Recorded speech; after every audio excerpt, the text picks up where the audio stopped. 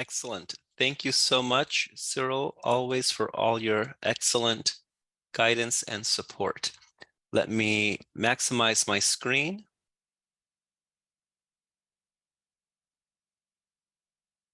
Well, that didn't work. Let me try again. There we go. Hello, colleagues. Welcome. My name is Brian Morales from the U.S. Department of State, and you are joining Global Coalition to Address Synthetic Drug Threats Sub-Working Group 2.2 East for the February session. I have a few announcements, beginning with our private sector engagement plan. We discussed this at the last session, and here it is. The coalition will foster private sector partnerships at the national, regional, and international levels over the coming months, targeting 6 different industries, and they are chemical, shipping, consignment, social media, e-commerce, and banking. These are the priority industries that we want to engage. In the future, we are also going to engage 2 additional industries, pharmaceutical and artificial intelligence. But we're going to start with the first 6. Now, what does the engagement plan look like? Well, first, like the civil society network, we are going to encourage coalition governments to establish national dialogues with their country's private sector companies. And this begins in the month of February. If you do engage, please send us some written feedback that we can then post on the website. Second, we're looking at specialized working groups to be established. For example, for social media, the United States held a meeting on the 9th of February, which we called the Alliance to Prevent Drug Harms, with key social media companies from the United States, Snap, Meta, and Discord. And we all agreed on the importance and urgency to secure our communication channels for public health and for youth. So that is something we also encourage you to do. We have INCB that's hosting a Tech Against Trafficking event, March 5 through 8th in Vienna, Austria. And then we're also looking at other ways that the private sector can share through our website. We can have a website exchange of experiences. We can have recommendations from the private sector, or we can also document private sector achievements. Finally, we are also looking for the participation in select sub-working groups from the private sector at the discretion of the co-chair. And we have a call with the co-chairs coming up this week to be able to explore how best to incorporate the different sectors. Now I want to discuss a little bit about the recommendations and the March meetings that are coming up as well. Today, we are having our final meeting of this second phase of the coalition on sharing best practices and models. We have received also several requests for additional presentations from many governments in the coalition, and we'll be speaking with the co-chairs, as I mentioned, in a couple of days to determine how best to incorporate those requests over the coming months. The co-chairs have also received a draft list of recommendations. We just shared some of those in the previous session. That draft list of recommendations were shared with all of you also, partner colleagues, via email in a calendar invite for the March 6th and 7th session. We encourage you to take a look at those recommendations and to share them with your government in advance of the March 6th and 7th meeting, because once we have that meeting, we will be posting those recommendations on the website. You can see the email address at the bottom right hand of the screen. If you would like to email us some feedback, some additional recommendations, that is the email address where you can send those recommendations. Now, governments are not required to implement all of the recommendations, although we certainly hope that you do. But in addition, the recommendations are not an exhaustive list. There may be other recommendations that you deem necessary, important, and implement. If you're not able to submit recommendations in time for the March 6th and 7th meeting, you may continue to post the recommendations on the website. Now I want to explain a bit of how we go from recommendations to initiatives to achievements and outcomes. This is the trajectory that we're going to be following over the next several months to be able to demonstrate impact of our coalition. We have broad recommendations that lead to specific initiatives that can be actions, policies, or projects. They will then lead to achievements, stepping stones as we make progress. And then that will conclude with outcomes, which will be the measure that we're looking at for effectiveness of our coalition's work. What's an example of that? Well, a recommendation could be the adoption of new innovative techniques for collecting drug data. And then there are two different initiatives that we could look at. There's the web app assist screening tool, and there's wastewater analysis. Now, following that, we can see that in the implementation of those initiatives, we have some achievements. We have 10 countries that conduct assessments with assist. And then we have 8 countries that receive training and mentoring on wastewater analysis. But that's an intermediate step. What we're looking at is the final outcome, where as a consequence of doing all of these trainings and assessments, now we can detect new drug use trends that we couldn't before. And now policy decisions by governments are informed by the data, so we make better decisions as a result. So those would be measurable outcomes that support the recommendation at top. I want to highlight that on our coalition website, we have an initiatives section that you can now visit. We have submitted about half of all of the initiatives for the menu, so you could see most of them there, but we will continue posting more over the coming weeks. And as you look through that menu and you see initiatives that are of interest, we recommend that you click on them and that you take a look at that content. And look at the very bottom where we have the contact information. Please reach out to those individuals and for the initiatives of interest and express interest, saying, I would like to participate and my name is such and my country is such and here's my information. What we will be doing is we'll be working with the international organizations to produce a list of interested countries to expand the work that's been taking place. Now, just by that expression of interest doesn't mean that we have resources necessarily. It is simply an expression of interest. But we will take that expression of interest and coordinate with the international organization, speak with other international donors, and see if there's an opportunity and possibility to expand and to support the initiatives based on the demand, based on the requests that we receive from all of you. So please do look at very carefully at that list and do sign up for initiatives of interest. And with that, I'm going to stop sharing my screen and I am going to turn it over to Amber and Shane, who I see on the screen, and our other colleague, Seru, who is also our co-chair from Fiji, and we have Australia. Thank you so much, Amber and Shane, over to you.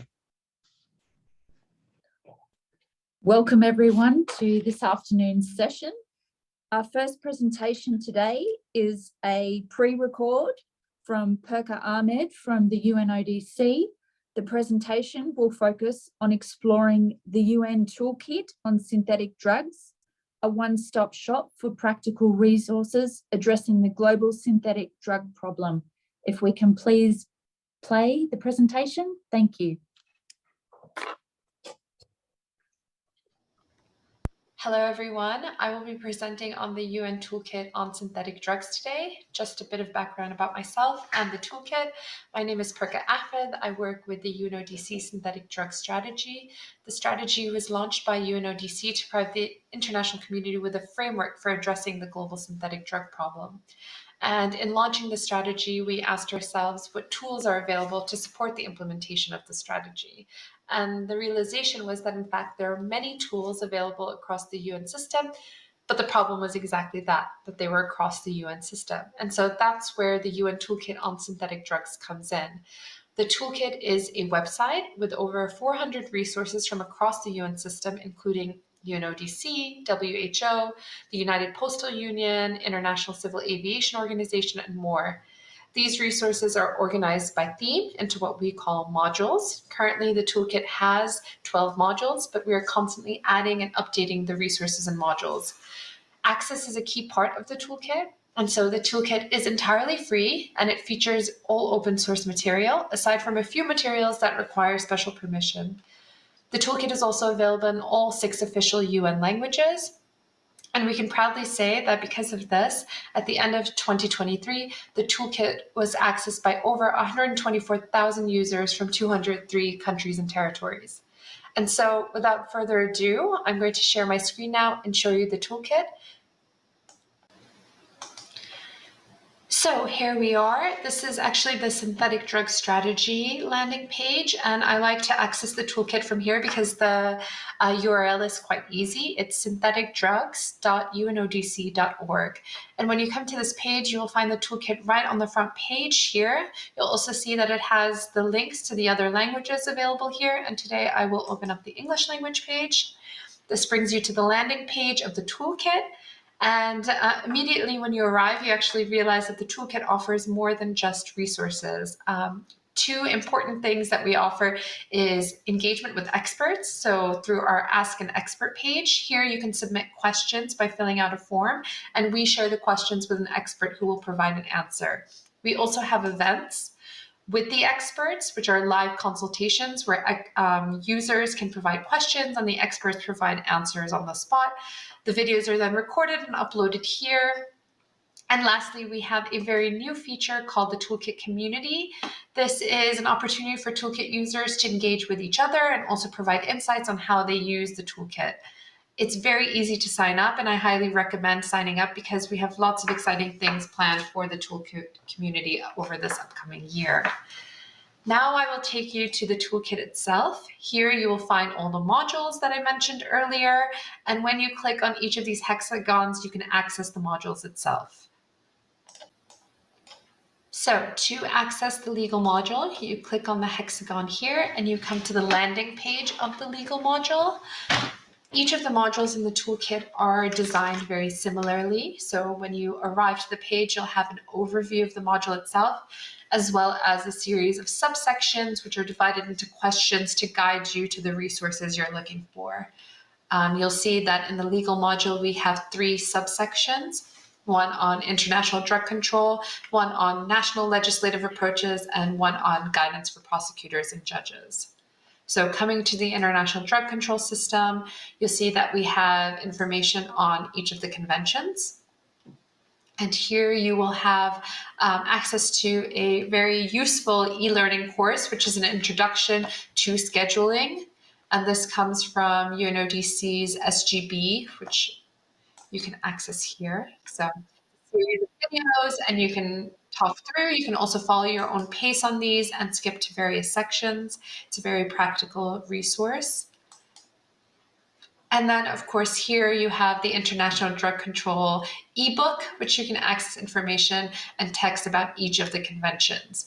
Then we also have subsection here where you can delve into the specifics of each of the conventions.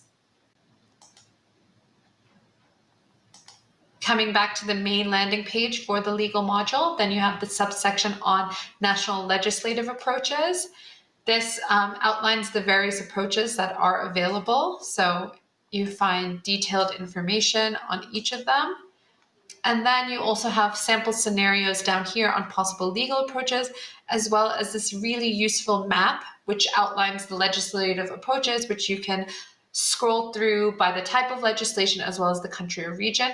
It's sometimes a bit slow to access through here, so you can also access it here.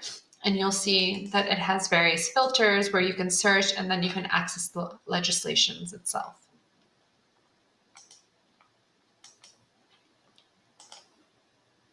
Lastly, we have the subsection on guidance for prosecutors and judges. And this includes a resource from CrimJust, which is a guideline for prosecutors and judges on adjudicating synthetic opioid cases. And this is one of the few guides that you need to require additional information on, and it's easy to do. You just reach out to crimjust@un.org for information. And that's that for the legal module. As I mentioned, I'll be previewing the PPP module, which will be launching next week. So as you can imagine, this module is quite a large module, which covers quite a bit, because what we found was that actually in terms of talking about PPPs in the context of synthetic drugs, that it is applicable across sectors and professions and industries. And so we felt it was important to cover a wide scope of it, but also to structure it so that people can understand the fundamentals that go behind PPPs as well as the development of it. So as you'll see here, we have 3 subsections here. We have one on fundamentals, development, and implementation. And I will just quickly walk through some of the resources that we offer here without going into too much detail. So here you'll see that we provide resources on actually defining PPPs because as some of you may know that while PPPs are a commonly used term, there's not a singular definition. And so we highlighted a few that we found are commonly used definitions within the international community. Then coming back here, we have a subsection that highlights the benefits and limitations of PPPs, and we highlight 3 resources. One is this PPP reference guide from the World Bank Group. Then we have a certification guide from APMG. This is sort of an e-learning course with various modules to it. Then we have the Path Forward from UNODC, as well as another e-learning series from UNSCAP. And below, we'll find a list of the benefits and limitations. The third section that we cover on fundamentals is the legal mandates that support PPPs in the scope of synthetic drugs at the international level. And here we listed various instruments as well as highlighted the references to PPPs. The second section looks at development. The first one asks about how to identify and screen opportunities for PPPs. Here we highlight the objectives for identifying and screening, and there we use resources from the World Bank's Public-Private Partnership Legal Resource Center, as well as the PPP reference guide from the World Bank Group. Then we have tools here also from APMG again on identification and screening. There we also highlight an appendix in this guide, which includes an example of a screening report, as well as this project screening and analytic tool that assesses the projects from a qualitative and quantitative variables. And lastly, this UNSCAP guide on value for money guidance on PPP projects in developing countries. Then we have the subsection on frameworks. Here we look at reasons for developing a framework based on this guide from the World Bank Group, as well as key components to consider for a PPP framework, as well as recommendations. Then we have resources here on actually instituting a PPP framework from the World Bank Group. And these are really great resources because they really go into the nitty-gritty and country-specific references here, which are very useful. And then you also have tools available for benchmarking the process. Last, we have how to structure and award contracts for PPPs. Here we have an overview from APMG again on the contract process, as well as an appendix which outlines the various risks associated with this process. Then we also have a guide on the various contract types that are available and the guidance on contracting and structuring awards. Lastly, we address the issue of public perception of corruption and the possibility of corruption in the PPP process. So we highlight this resource from UNECE on a guidebook on promoting good governance in PPP. And in chapter 2.6, you'll see that it delves specifically into the contracting process. Then the third section goes into the more sector-specific stuff. And here you have the first one, which looks at diversion of synthetic drug precursors. We highlight several ways that PPPs can be used to effectively address this issue, as well as 2 resources, one from INCB's PPP project, which I will just quickly open, and you'll see that it goes into details as well as provides their own series of resources and multimedias on this topic. And then we have a resource from UNODC, the Path Forward, which I mentioned earlier. Here's a report on the diversion of precursors. And you'll see that it addresses specifically case studies and highlights the challenges and success stories related to this issue. Then we have a subsection on safe handling and disposal. Again, we highlight areas in which PPPs can effectively address this issue, as well as a resource from the World Bank on solid waste services and managing PPPs in this context, as well as pointing to a relevant module on forensics, which has details specific on safe handling and disposal. The third section of implementation looks at prevention and treatment. Here again, you see several ways that PPPs can effectively address this issue. And then again, we have a guide from the Path Forward that specifically addresses this, highlighting case studies and success stories. Again, relevant modules as well on prevention and treatment with guides specifically on these topics. And then lastly, we have a subsection on PPPs addressing the prevention of drug-related money laundering. You have several examples of ways PPPs can be implemented to effectively address this issue, as well as this guide again from the Path Forward, which looks at success stories, case studies on how PPPs can be implemented in this field. And I will end with also highlighting one more resource in the toolkit, which is useful. So obviously you can go through the resources as I showed through the various questions and the subsections, but you can also access the resources by browsing through what we call the resource library. Here you can select the module of interest and access a list of the various resources featured in that module. You'll also see the types of languages that it's available in, and it's a very useful tool for when you want to quickly just grab a resource or tool on the topic. So with that, I would like to thank everyone for joining us today, and I hope this was a useful exercise. And I would also like to point out that if you have any questions specific about the toolkit, the community, or any of the resources you saw today, you're welcome to reach out to us directly at UNODC-synthetic-drug-strategy@un.org. You can also follow us on Twitter or through the webpage directly. So thank you so much. Thank you for that very informative presentation. We now have another pre-recorded presentation today to be delivered by Giovanna Campello, Chief of the UNODC's Prevention, Treatment and Rehabilitation Section, and the presentation will focus on training for policymakers. If we can start the presentation, please.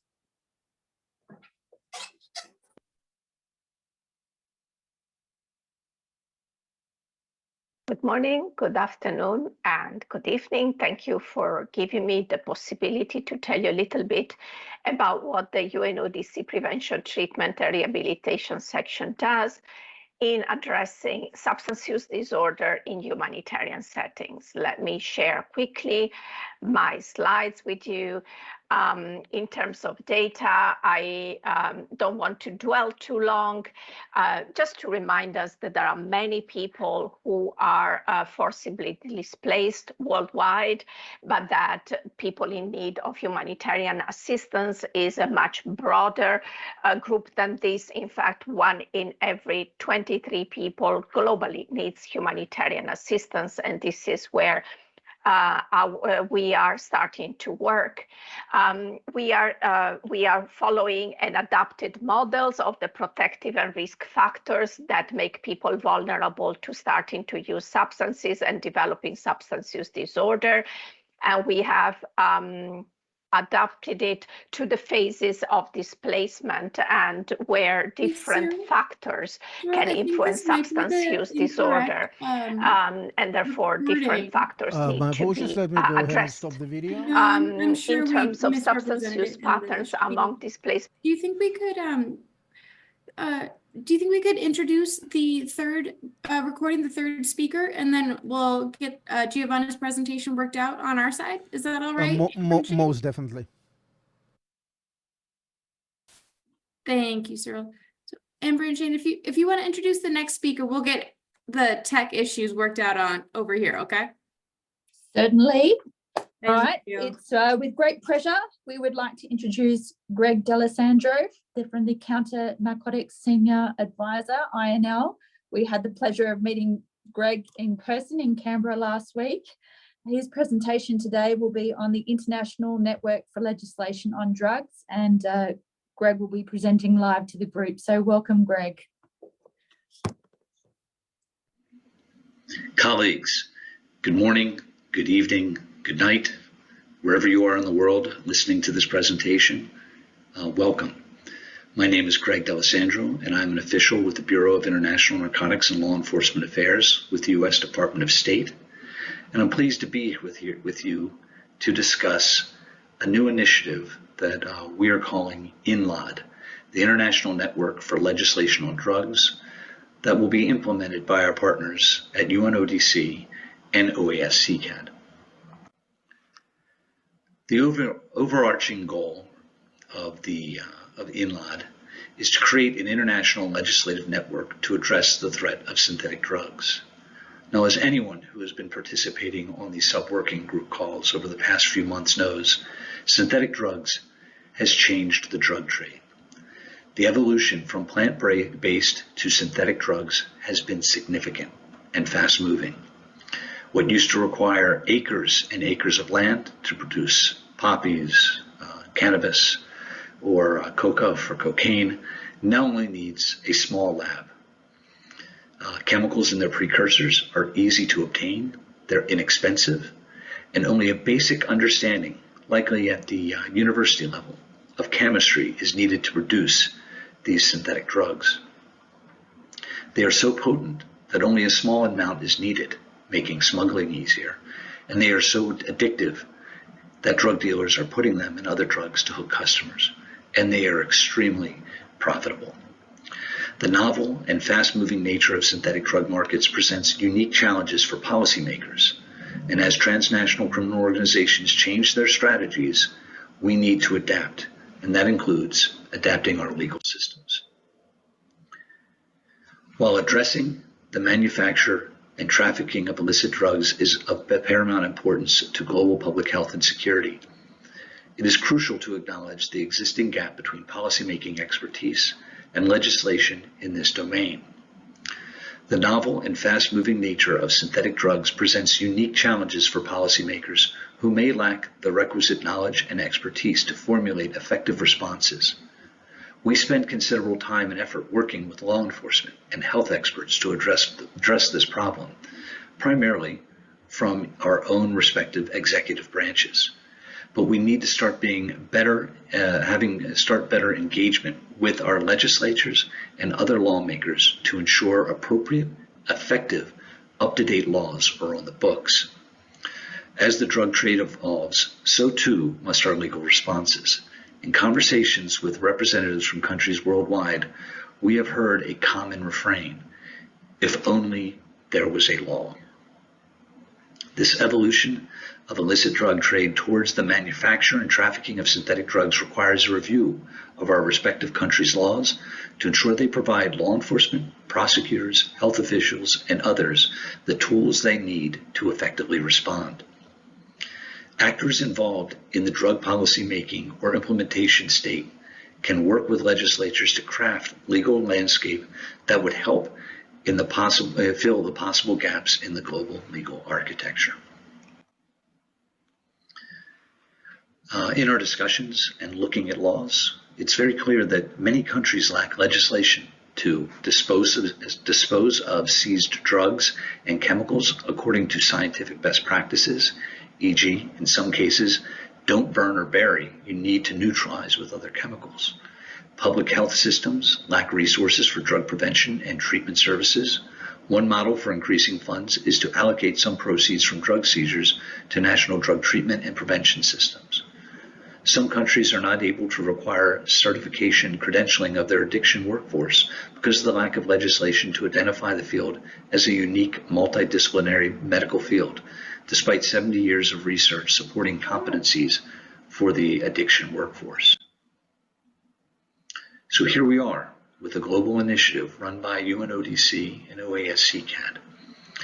The creation of a knowledge-based platform for lawmakers, policymakers, and their professional staff to collaborate, generate, and share best practices, legislation, and relevant information on drug-related legislation across the globe.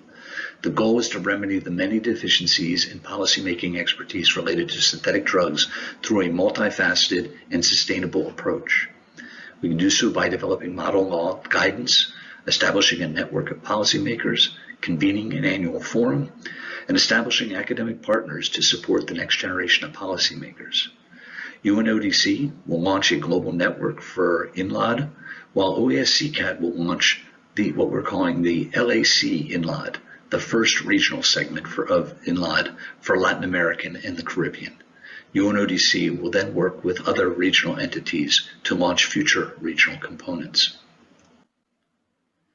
What can you do? First of all, I recommend that I direct you to www.globalcoalition.us, our website, where you can go to our initiatives page and learn more about INLOD there. You can register your interest, whether it's in specific to the LAC INLOD or a potential future regional component of INLOD. Register your interest, and then identify law and policy makers who can serve as champions or leaders for this cause. Doing any or all of those things would be greatly helpful in moving this forward. So I just want to end by saying thank you. My contact information is there below. It's been a pleasure talking with you, and take care.